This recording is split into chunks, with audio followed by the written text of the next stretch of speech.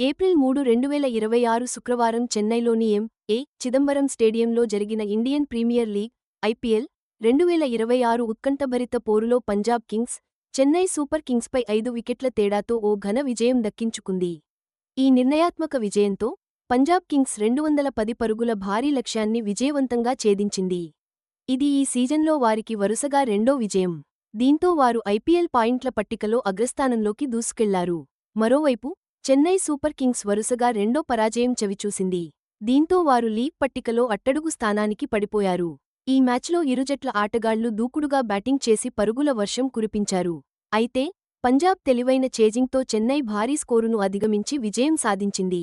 ఈ ఫలితం పంజాబ్ బలమైన బ్యాటింగ్ లైనప్ను, ఒత్తిడిలోనూ రాణించే వారి సామర్థ్యాన్ని స్పష్టం చేసింది.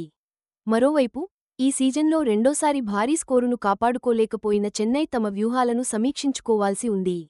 ఐపీఎల్ 2026 ప్రారంభ దశలోనే పోటీ వాతావరణం నెలకొంది. జట్లు ఆధిపత్యం కోసం పోటీ పడుతున్నాయి. ఈ మ్యాచ్ టోర్నమెంట్లో కనిపిస్తున్న బలాబలాలను స్పష్టంగా చూపించింది. పంజాబ్ కింగ్స్ సాధించిన ఈ విజయవంతమైన చేజింగ్ వారి ఆత్మవిశ్వాసాన్ని మరింత పెంచుతుంది అనడంలో సందేహం లేదు. ఐపీఎల్ 2026 టైటిల్ కోసం ప్రయత్నిస్తున్న వారికి ఇది మరింత ఊపునిస్తుంది. మరోవైపు చెన్నై సూపర్ కింగ్స్ తమ అదృష్టాన్ని మార్చుకోవాలంటే బౌలింగ్ సమస్యలను పరిష్కరించుకోవాలి. Punjab Kings captain Shreyas Iyer toss గెలిచి ముందుగా బౌలింగ్ ఎంచుకోగా, చెన్నై సూపర్ కింగ్స్ తమ నిర్ణీత 20 ఓవర్లలో 5 వికెట్ల నష్టానికి 209 పరుగుల భారీ స్కోరును నమోదు చేసింది. సీఎస్కే తరఫున ఆయుష్ మాత్రే టాప్ స్కోరర్గా నిలిచాడు. అతనికి దక్కిన 2 లైఫ్లను చక్కగా ఉపయోగించుకుంటూ కేవలం 43 బంతుల్లో 73 పరుగులు చేసి అద్భుత ప్రదర్శన కనబరిచాడు.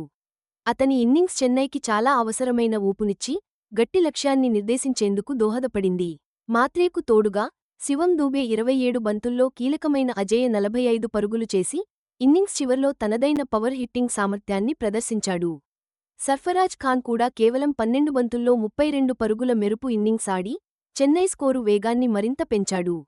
మధ్య ఓవర్లలో కొన్ని వికెట్లు కోల్పోయినప్పటికీ, చివరి ఓవర్లలో అదరగొట్టి, సీఎస్కేను 200 పరుగుల మార్కును దాటించింది. పంజాబ్ బౌలింగ్ 5 వికెట్లు తీసినప్పటికీ, పరుగులు కట్టడి చేయడంలో మాత్రం తడబడింది. పంజాబ్ కింగ్స్ తరఫున Vijay Kumar Vyshak, Yuzvendra Chahal, Marco Jansen, Xavier బార్ట్లెట్లు తలో వికెట్ పడగొట్టారు. చెన్నై తరఫున ఆడిన మ్యాట్ హెన్రీ కూడా వికెట్లు తీసిన వారిలో ఉన్నాడు. పంజాబ్ కింగ్స్ దీన్ని చాలా బాగా చేజ్ చేసింది. ఇంకా 8 బంతులు మిగిలి ఉండగానే కేవలం 5 వికెట్లు కోల్పోయి 210 పరుగుల లక్ష్యాన్ని ఛేదించింది. కెప్టెన్ శ్రేయస్ అయ్యర్ ముందుండి నడిపించి, ఇన్నింగ్స్ను అద్భుతంగా ఆదుకున్నాడు. కేవలం 29 బంతుల్లోనే 50 పరుగులు చేసి, ఓ అదిరిపోయే హాఫ్ సెంచరీతో టీంకి బలాన్నిచ్చాడు. అతని బ్యాటింగ్లో 4 ఫోర్లు, 3 సిక్స్లు ఉన్నాయి. ఇవి చేజింగ్కు కావాల్సిన నిలకడను, దూకుడును రెండూ అందించాయి. నెహాల్ వధేరాతో కలిసి అయ్యర్ చేసిన కీలక పార్ట్నర్షిప్ పంజాబ్ను విజయపథంలో నడిపించింది.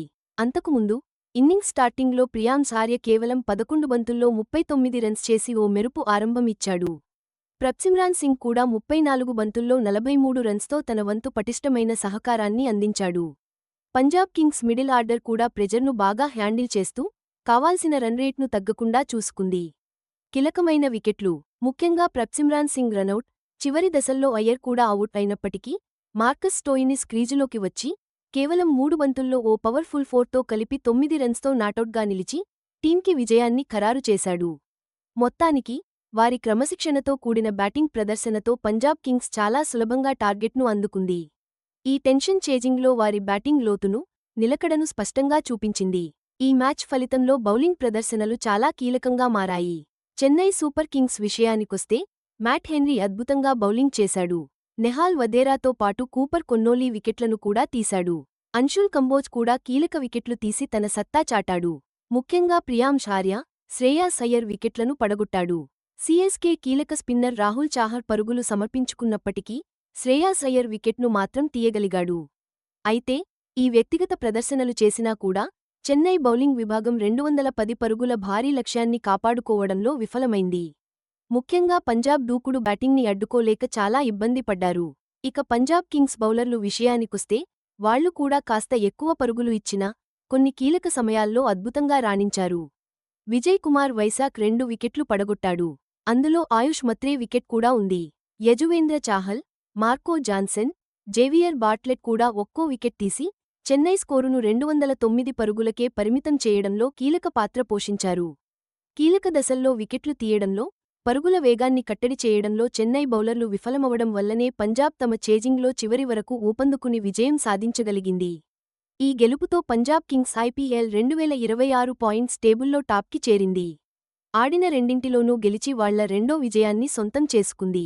వాళ్ల నెట్ రన్ రేట్ +0.637గా ఉండటంతో సీజన్ని బలంగా మొదలుపెట్టారని చెప్పొచ్చు. మరోవైపు చెన్నై సూపర్ కింగ్స్ పరిస్థితి చూస్తే 2 వరుస ఓటములతో పాయింట్స్ టేబుల్లో అట్టడుగున ఉంది.